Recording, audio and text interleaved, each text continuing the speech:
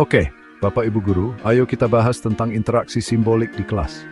Teori interaksi simbolik, kedengarannya rumit, tapi intinya adalah memahami bagaimana interaksi kita membentuk identitas dan persepsi kita. Pertama, pikirkan bagaimana interaksi sosial membentuk identitas individu.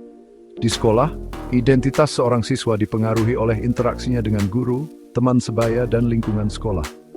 Mereka mengartikan simbol-simbol seperti nilai akademik, prestasi, kelompok sosial, dan peran yang kemudian membentuk cara mereka memandang diri sendiri.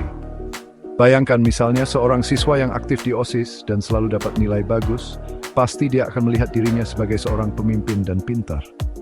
Selanjutnya, komunikasi dan makna simbolik adalah kunci dalam membentuk pengetahuan.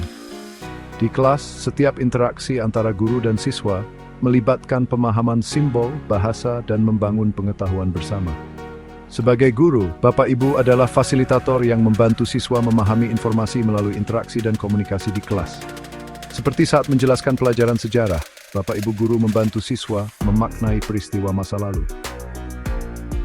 Sekarang, mari kita bicara tentang interaksi sosial dalam pembelajaran.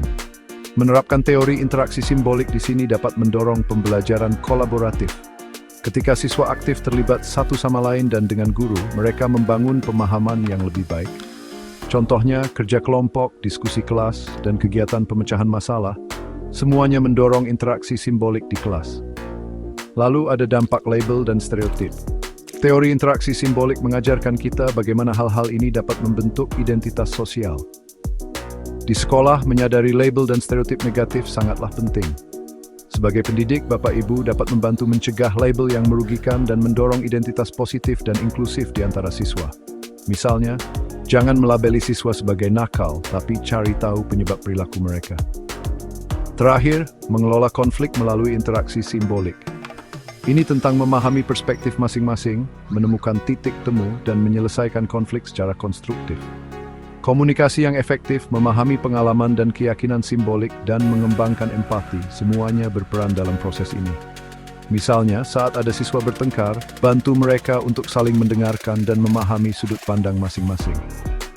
Dengan menggunakan teori interaksi simbolik, kita melihat bagaimana simbol, makna, tindakan, interaksi sosial, dan identitas saling terkait dalam pendidikan. Pemahaman ini membantu kita menciptakan lingkungan pendidikan yang lebih baik, memengaruhi perilaku siswa, guru, dan staf secara positif. Jadi, mengapa tidak mencoba melihat bagaimana interaksi simbolik terjadi di kelas Bapak Ibu? Mungkin Bapak Prolamesis pendidikan dari Udut Banding Biri.